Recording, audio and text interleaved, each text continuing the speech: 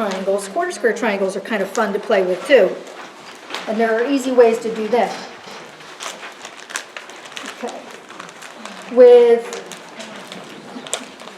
Why did I tape this? I taped everything together. Don't want to lose it. Okay, so with a quarter square triangle, I even taped this. It's coming back to bite me here. Stick that there. Okay, so with quarter square triangles, what you do is you make a pair of half square triangles, exactly the same. So you have light and dark, and you have light and dark. And then what you do is you take the dark side of one and put it right sides together with the light side of the other one, and so that the seams are matching up in the middle. Okay. Then you draw a diagonal line on the wrong side of one of them, and the line crosses the seam that you sewed.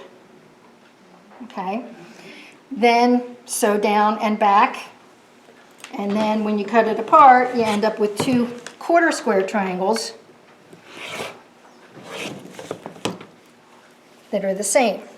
Okay, so there's a 1 and there's a 2. Okay, so they're pretty easy to do.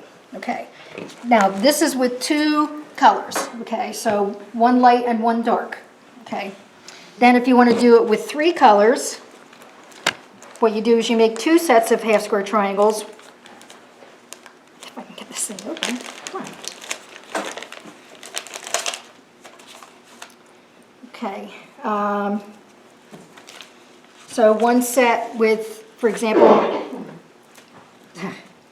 the doggy with the black. Okay, so you're going to have a half square triangle of that. And then you're going to make a second half square triangle with the same doggy, but a different fabric. Okay, so then you're going to take your two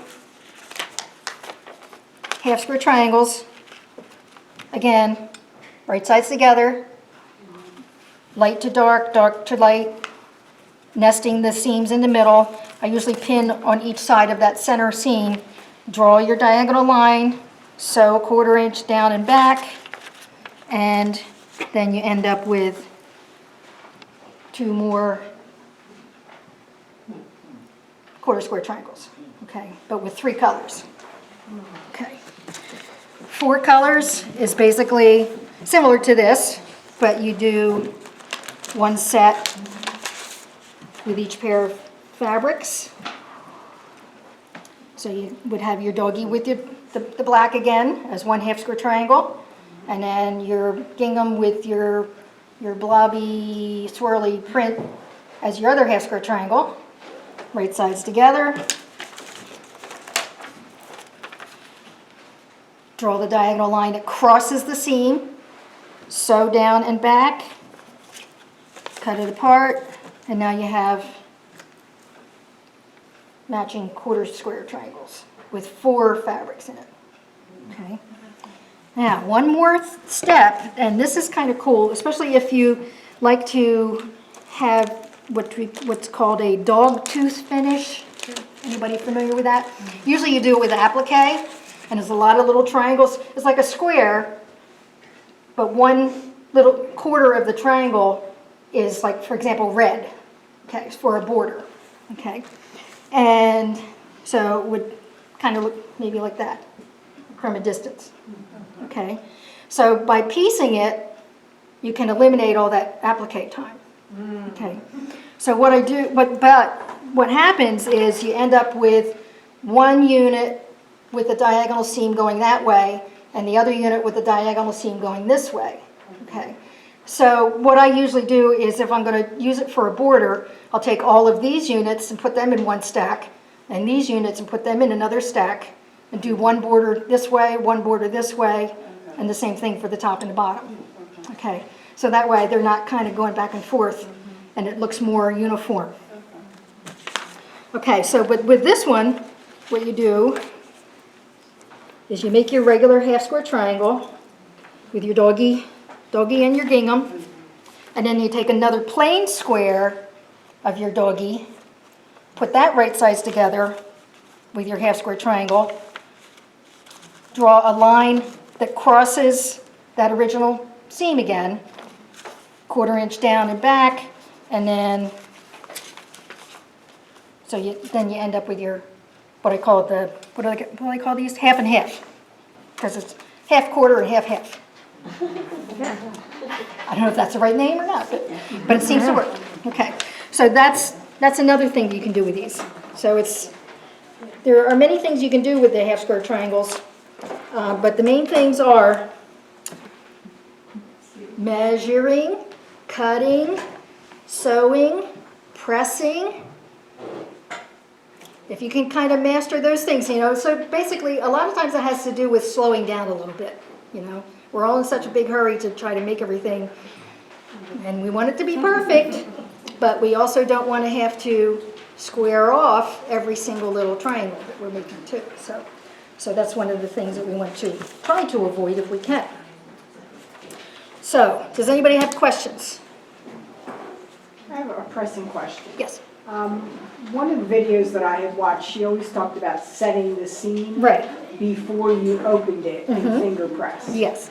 Okay, and that's a good idea. And actually, with one of the samples, okay, here's one of the samples that I sewed already. Okay, and you can see that it's a little bit ripply.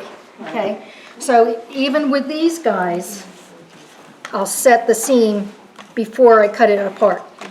Okay, so, and it makes it come out much nicer. Okay, very good. Good question. Steam, good or bad? I don't do steam. In fact, the irons at work, we have tape over all the steam holes that says no water. Okay, and the reason for that is because undoubtedly at some point down the road you're going to start steam ironing, and your iron's going to go and it's going to spit out black stuff all over your white fabric, right? Yes, even the $100 irons, okay, and sometimes especially the $100 irons do that. So Ronnie and I, what we do now is we go to ShopRite and we buy the $10 irons.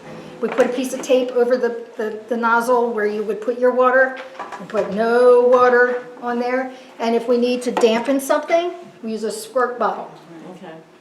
You know, a dollar store squirt bottle of water to dampen it a little bit, and that's plenty.